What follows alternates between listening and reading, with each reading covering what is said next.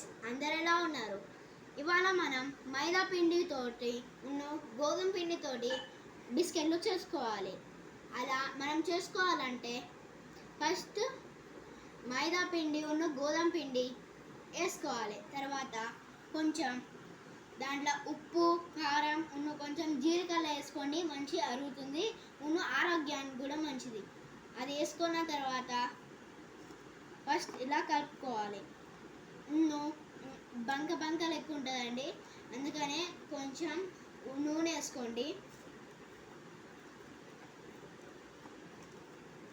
చూడండి ఇంత ఫ్లఫీగా రావాలి.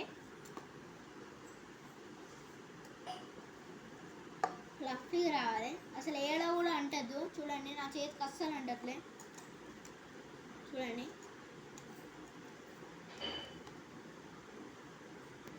ఇప్పుడు పార్ట్ 3లో మీకు దీన్ని ఎలా చేయాలో చూపిస్తాం. Okay, bye.